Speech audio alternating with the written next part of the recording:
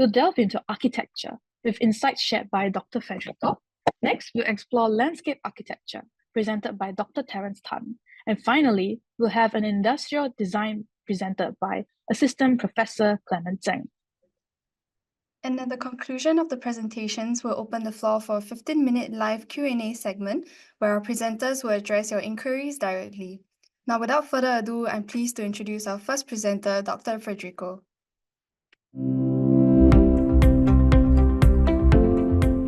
Hello, my name is Federico Ruberto. I'm the Program Director of the BA Arch at the Department of Architecture, a place for students and researchers to grasp the necessary knowledge to become architects. At a glance, this diagram shows you in number the strength of our department.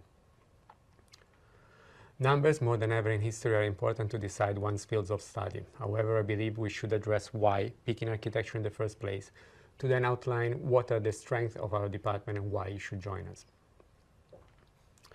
Architects develop a very special form of knowledge. They understand the complexity of the present and know how to technically and culturally synthesize different systems, how to give new form and function to society. To address exponentially more complex issues, citing Bruce Mao, design requires collective, interdisciplinary, and collaborative teams. This is what we foster at NUS DOA. Our curriculum offers a solid base to pursue studies for grounded innovation and inclusivity, aiming at devising spaces and promoting relation in support of more sustainable modes of living. With these core values in mind, I'd like now to introduce you to the architecture program and what you will learn through the journey. To become an architect, you will enroll in a 4-year Bachelor of Arts in Architecture. Upon successful completion, you will proceed to the Master of Architecture. This is followed by at least 2 years of professional experience before taking the licensing examination. Please check our website to learn more about our diversified offer of master programs.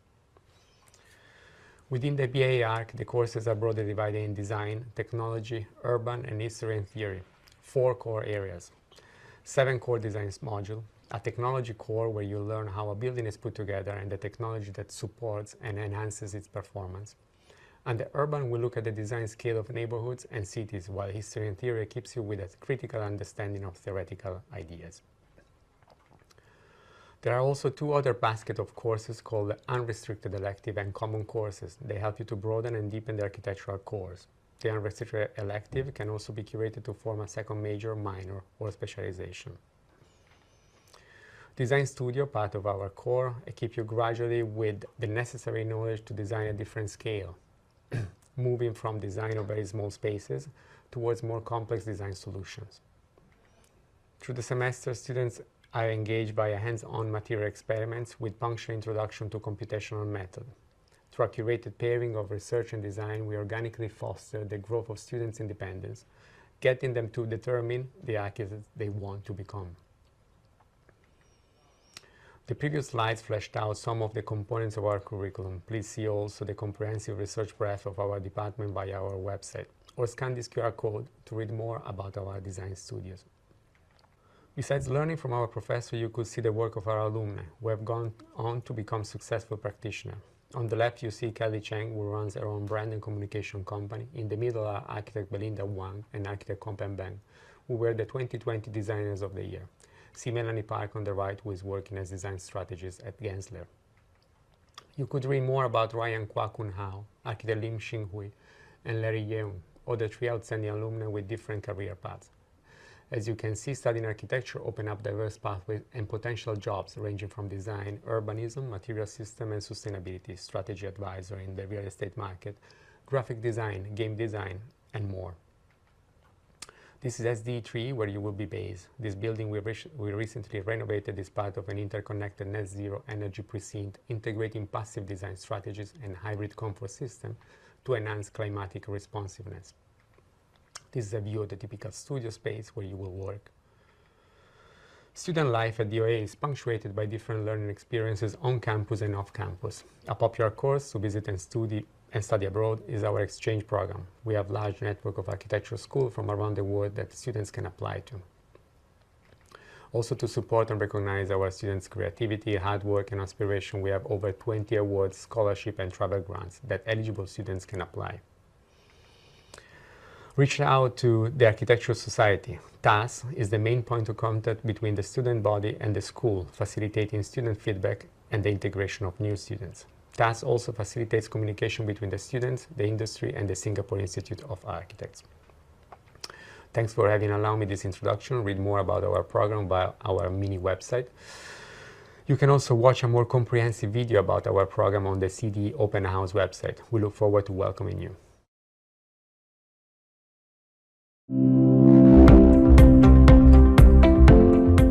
Hello everyone, my name is Terrence and I'm the Director for the Bachelor of Landscape Architecture program here in NUS. In this presentation, I will share how we teach our students to design outdoor spaces that connect nature, place and people. I'm sure that you are aware of the increasing efforts around the world to preserve natural spaces, conserve resources and to protect the environment. Landscape architects play an important role in shaping urban and natural environments, considering ecological systems, cultural contexts and human experiences. Our projects can span across multiple scales, from the design of parks and gardens to the planning on towns and cities, even informing infrastructure and urban development. The NUS Landscape Architecture Bachelor's degree is a multidisciplinary program that combines art, science, and environmental stewardship to create outdoor spaces that are not only aesthetically pleasing but also sustainable and functional. The three key things that underpin our BLE program are first, on the cultivation of socio-ecological sensitivities, evidence-based design with robust scientific knowledge, and a good grasp on technologies and techniques. In other words, we design for nature, place, and people with data. This is a 4-year direct honours program. Students with relevant polytechnic diplomas can skip the first year. Upon graduation, students may seek accreditation from the Singapore Institute of Landscape Architects, or SILA, after 3 years of practice. Now here in NUS, we strongly believe that students have the ability to excel and unleash their creativity when given the opportunity. Our approach is to curate the learning experience by connecting them with nature, place, and people. This includes lessons on urban ecology, history and theory, as well as mapping and construction techniques. A key difference between conventional university programs consisting of lectures, tutorials, and maybe lab work is that we have this special course called Design Studio every semester. In this course, students get to spend all their time working on their design. This is also where they hone their design and presentation skills. For the BLE program, we have carefully structured the Design Studio sequence to prepare students for a career in landscape architecture. In the first year, students will get to express themselves freely, explore and define what landscape means to them. They are taught to appreciate nature, landscape elements, and the basic concepts of space and scale. In the second year, students will learn how to read an existing landscape and to explore how it can be improved. In the third year, students are challenged to adopt digital tools such as AR and VR technologies, AI-generated images and videos, and game creation to conceptualize, develop, and produce their design. In the fourth year, students get to travel. This is where students make use of their experience and skills acquired over the past 3 years to tackle more complex landscape issues at the larger scale. What can you look forward to as a BLE student? Well, firstly, we will provide opportunities for you to discover and to showcase your talent. Because we work closely with students, we will get to know their interests and strengths. This makes it possible for us to tweak our instruction to play to the strengths of each student. Secondly, we provide ample opportunities for students to learn from beyond the classroom. There are many overseas programs that BLE students can sign up for, such as the NUS student exchange programs, overseas colleges, summer and winter programs, and also international workshops. Thirdly, BLE students will get to be involved in live projects that serve specific communities and contribute to national development. For instance, BLE students have been involved in design studios looking at the Singapore Long Island project, as well as the North-South Corridor project, working very closely with government agencies such as URA, HDB, and LTA. If you have any specific questions, please feel free to contact us directly. We are also active on social media, Facebook, and Instagram. Our Landscape Architecture student body, the Landscape Architecture Collective or LAC, is also on TikTok. Or go to this website. ugl.sg. This is a blog where we share all landscape architecture related activities. To see how life is like as a landscape architecture student at NUS, check out the post on your left. You can see videos of what the students go through from years 1 to 4. For more details, we encourage you to visit our program website where you'll find additional resources and information. You can also watch a more comprehensive video about our program on the CDE Open House website. Simply scan the QR code on this slide to access it directly. We look forward to welcoming you to the CDE.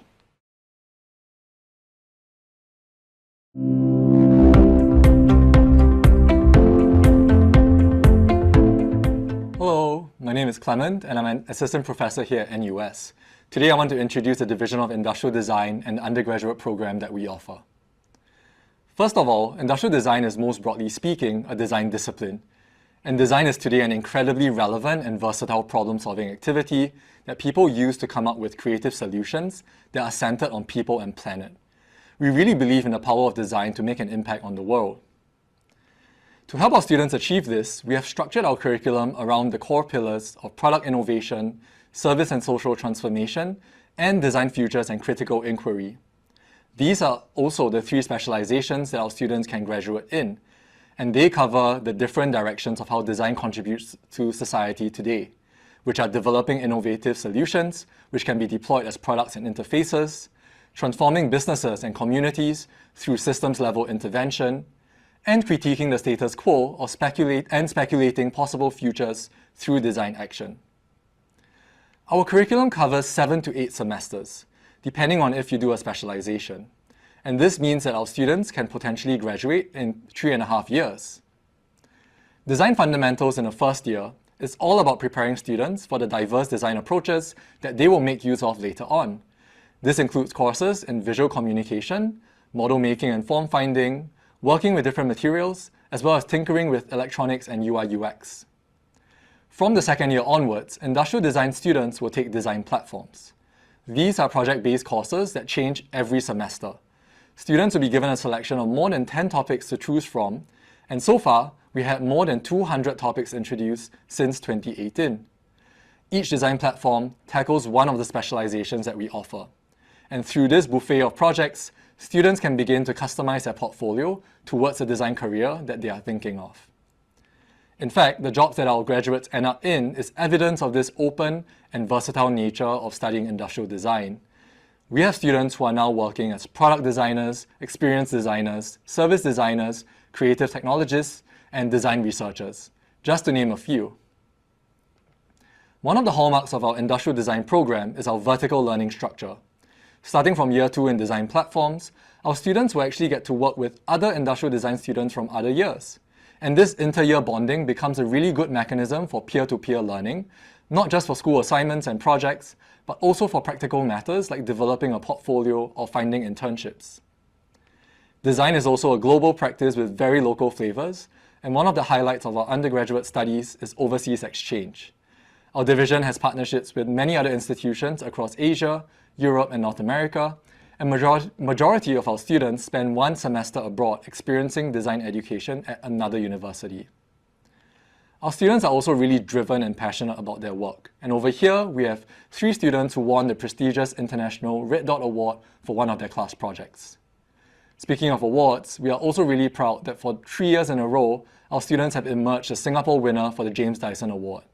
This award celebrates good design and engineering student projects, and the students here have all demonstrated clever ways of tackling problems in medicine and healthcare.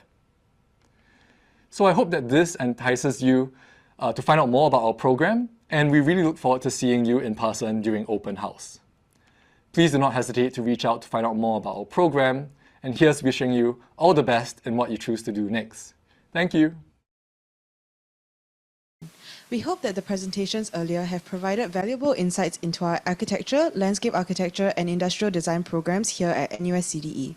Now, we're moving into an exciting segment, the panel question and answer session. This is your chance to engage directly with our esteemed panelists and get answers to any burning questions you may have about our programs, curriculum, student life, or anything else related to NUS CDE.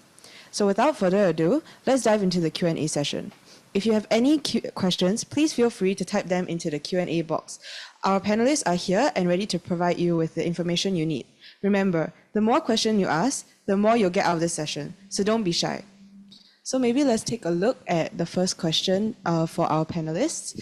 How hands-on are the design courses? Example, are there many projects for students and studio lessons?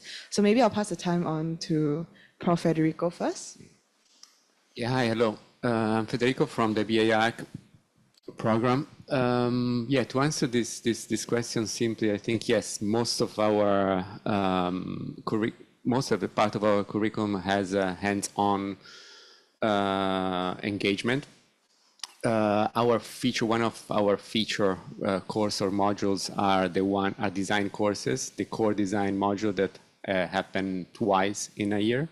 So you have 6+1 design courses that are very hands-on, where you have to draw, develop a specific program and project, and you have to develop model making sort of exercises. There are also all the other part of kind of theory courses that potentially have also hands-on component, but not necessarily. But I think that's in a bulk is what is the core design module that take the most of the hands-on required effort. Hello, my name is Tan Yen, and I'm a year 3 student in Bachelor's of Architecture. From my personal experience, over the course of my 2 years of study, I feel like this is very hands-on because I get to make a lot of models, not just in my studio sessions, like Prof has mentioned, the one that's twice each year, but there's also a lot of model making in my other modules, such as the construction module. We get to learn about the construction methodology through model making, etc. So I feel like, yes, to answer the question, a lot of design courses such as architecture is very hands-on. Hi, I'm Terrence from Landscape Architecture. I would say that yes, it's extremely hands-on for most of the courses here in NUS and also for our program, because we emphasize on experiential learning and peer learning. So you don't simply just attend lectures and tutorials and submit your report, but you actually have to be very hands-on. Yeah, have to think outside the box and answer questions that are sometimes posed by your classmates, your studio mates, and try to answer them in a creative way. Okay, hi, I'm Jen from Year 3 BOA. And yeah, to answer your question, BOA is very hands-on. And from my experience, if you have already watched my presentation, we get to do a lot of projects that we have to go down to the site to explore different aspects of the site. And if you mean hands-on as in touching grass, yes, we do touch grass a lot. Then for my year 1, I also did an art project, which we have to construct the land art. And it's involves a lot of buying of materials and bringing those materials to the site and constructing the entire project on site itself. So yeah, you get a lot of outside of classroom experience. Hello, I'm Clement from Industrial Design. So just echoing, I think, all the responses you have heard so far. Yes, industrial design is very hands-on. I think all design programs are. In industrial design, I think there's also a huge component where a lot of our students actually have to go onto the field to interview their target audience, their users, understand their needs from them, and then come back to studio and work out a solution before going back with their prototypes and testing it out on people. So hands-on is also about having this very hands-on testing culture as well for the solutions that students come up with. Hello, I'm Gibson. I'm a year 4 industrial design student. So to echo what Prof. Clement as well as the other panelists have mentioned, the hands-on component within industrial design is also not just about creating prototypes or creating models, but also being hands-on as a way to think and to learn, right? So it's a very iterative process, and you get to experience that when you come and join one of our courses. Okay, thank you all panelists for your responses. So maybe we'll move on to the next question. Is drawing a prerequisite skill in order to be considered for admission? So maybe I'll pass the question on to some of our panelists. Maybe Prof. Federico can start. Thanks. Yeah, this is a very interesting question.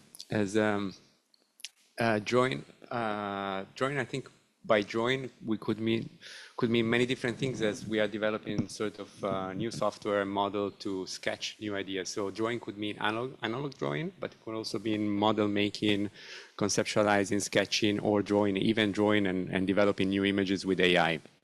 So I would say 2025 now, by drawing we mean many different things. So a prerequisite is that sort of creative, conceptual understanding of space and the translation of that sort of series of feeling or conceptualization of space into modes of representation. So if that representation is an analog representation, it's welcome, but it's also welcome to sort of any other digital form of exploration. I think we can hear from maybe Dr. Terrence for BLA. Oh, okay. Yeah. It's like insurance, good to have. But if you don't have it, it's fine. Because in the 4 years in the BLA program, we will you will have opportunities to learn about drawing, and not just drawing pen and paper, but also drawing with the computer, right? 2D, 3D modeling, rendering. So as long as you have a rigorous way of handling information, right, and representing it in a way that can tell your story, is fine. Yeah, and lastly for DID, maybe you can hear from Prof. Clement. Yeah, I mean, short answer is no. Drawing is not a prerequisite for sure for industrial design. I think as the previous panelists mentioned, I think design is really about using, the most appropriate way to like represent your idea, take it out of your head and put it into the real world. And, today we have so many different ways of doing that. And in in industrial design, we definitely prepare our students to encounter all these different approaches and see which one really fits the kind of design that they want to do. Yeah, and so no, it's not a prerequisite. Okay, thank you all. So I think the next question is quite an interesting question. So the question is, will being from a science stream in JC put me at a disadvantage in the design or architecture programs? So maybe I think I'll pass the time back to the profs to answer this. So yeah. Yeah, I think it sort of relates to some of our answers before, as being an artist or somebody that knows how to draw is not necessarily a necessary prerequisite to enter the program. And in fact, like specifically speaking from the perspective of an architect, architecture is always like has this sort of two polarities that sort of are at play. That is a much more sort of science-driven form of knowing or discovering the world, and another one that is more an artistic orientation. So if a candidate has a more kind of artistic drive or a scientific kind of form of knowing or having known the world, I think there is no advantage or disadvantage. I think during the progress of your academic studies within our program, you will kind of be exposed to both polarities, so that is sort of that new form of architecture will sort of emerge with yourself learning both ways of understanding and conceptualizing space.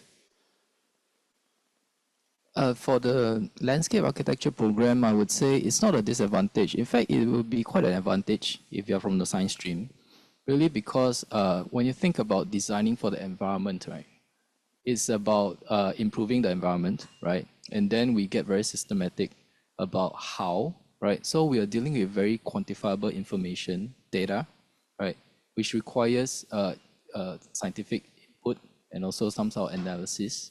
So it will really help if you already have some experience in basic scientific concepts and principles, right? So maybe for me to answer this, for industrial design, maybe to answer it a bit more personally. So I was a JC student that only did science. I didn't do a single humanities subject. Back in the day, that was possible. And I applied to industrial design, and I really enjoyed it. And so my point is that I think design is actually not a science nor an arts. It's actually a third culture that yeah, that you'll get to experience if you do enter a program. So don't worry too much about where you're, like the background that you're coming in from. Okay, thank you. Maybe we should also hear from some of the students to see if they have any personal experience in this. Okay, personally, I was from poly, so not very sure about the JC route thing, but I do personally know a lot of JC students who took science stream.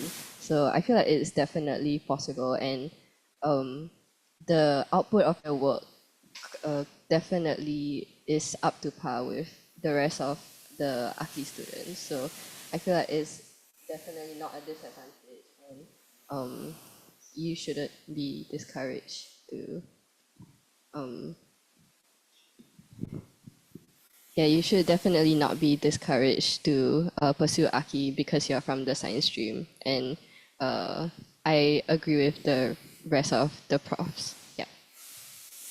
Okay, for me, I came from art stream in JC, but I don't think it matters because I have friends who come from science stream in JC and they don't know how to draw.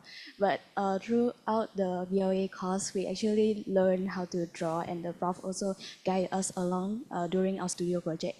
So it doesn't matter, yeah. So for myself personally, I came from Polytechnic, but I have a lot of classmates who did not come from a design background from Poly as well as from JC, and they've done really well for themselves. So I think it's really more of how do you use what you have from your personal background, your experience, to inform how you proceed in your design education, be it in industrial design or architecture or landscape architecture. Okay, thank you. So I think our next question is very specific to architecture. So the question is, for students studying B-Arch, is there an option to extend directly into M-Arch, or must students apply separately for the M-Arch after completing the B-Arch? So maybe Prof. Federico can take this. Yeah, there is a specific requirement for students who have studied in our program to enter the M-Arch. And this requirement is having an average grade that is tweaked and changed through the year. So I'm not going to state what will be that requirement at that point of your career, but generally you have to score a B across 2 design studio in the last 2 semesters of your career path in the BA arc. So that will allow you to enter then the master program. Okay. So let's move on to the next question, which is more relevant to industrial design. So the question is there an admission test and interview for application to industrial design? So maybe Prof. Clement can take this?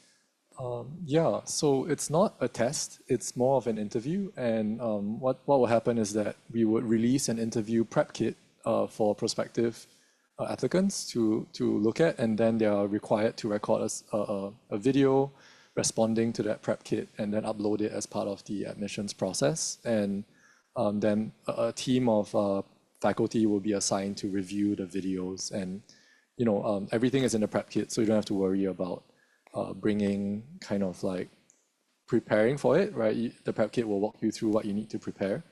Maybe on that note also, we actually do not require a portfolio. I think that's another common question. So if you do have one, send it over, we would look at it, but actually we focus quite a bit on that video interview.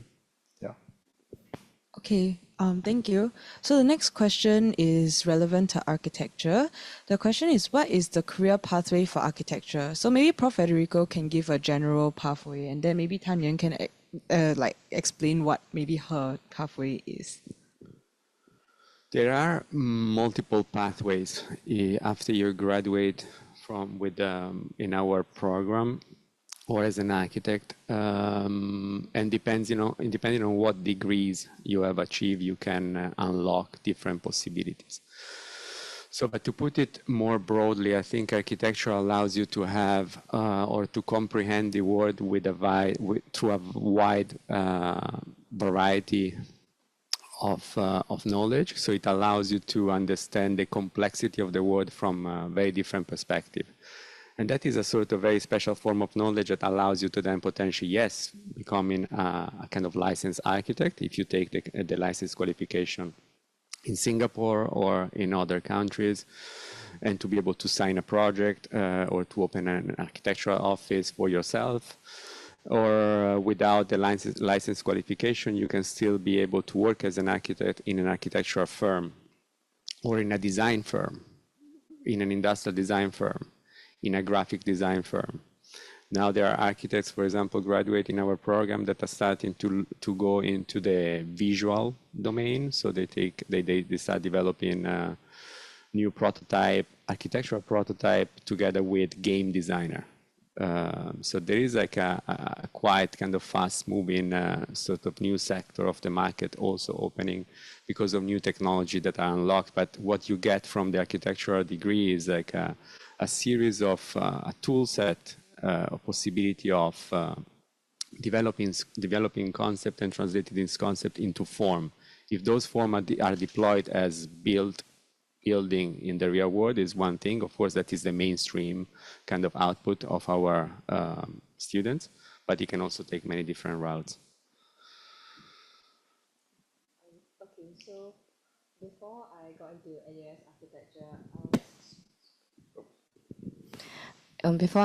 NUS architecture, I was from Temasek Poly and I studied interior architecture and design. So I was quite torn between actually pursuing interior design and architecture. But after having gone through this course, I felt less afraid of architecture basically. And I think my projected career pathway that I hope to take is because I hope to take masters.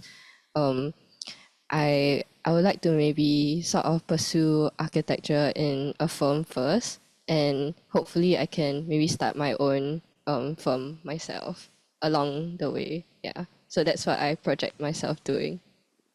Okay, thank you. So the next question is something that I've personally been asked a lot as well.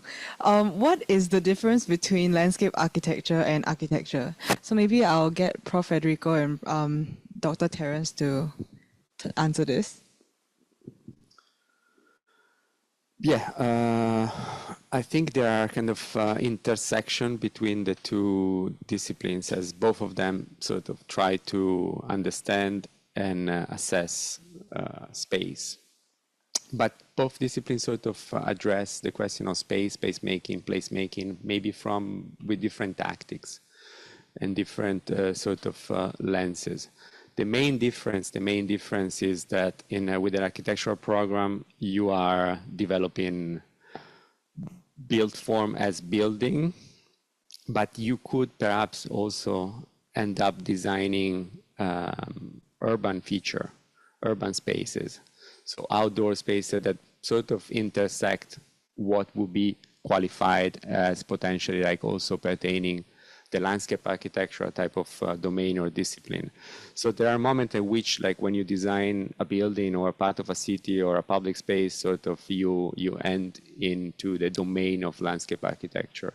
And at the same time, I think landscape architect has to sort of mediate whatever the idea of landscape is or whatever that ecology pertains with the nature of building or more resistant form. So if we can put it this way, maybe architecture produces form that resists in time for long, they are more stable.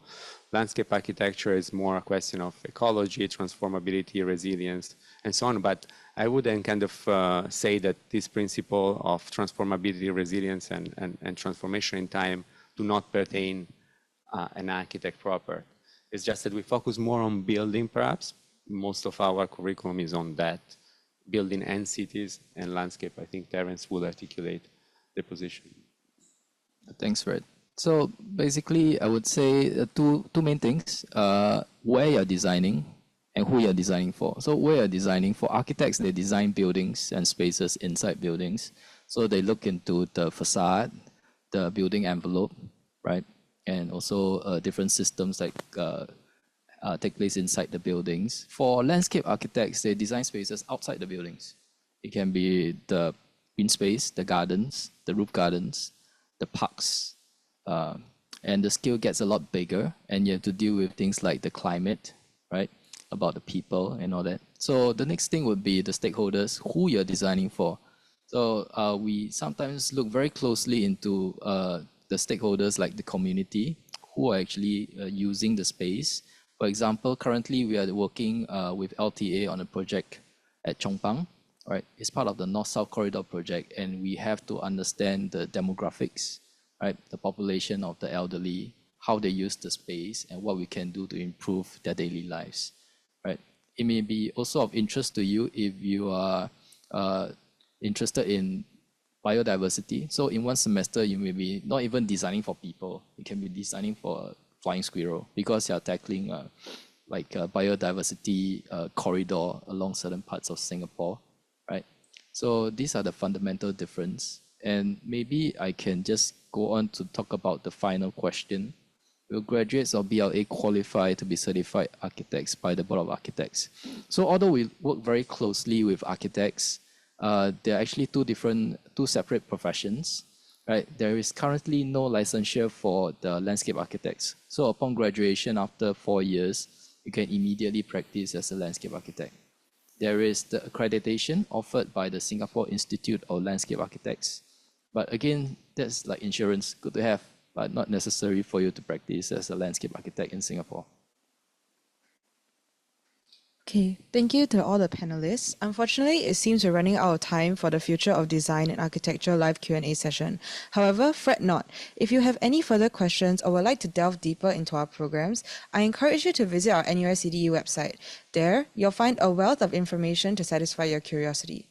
We will now move on to the next segment for today's program, Impacting Lives Cluster. I will now pass back the time to Shruti and Remy to share more details.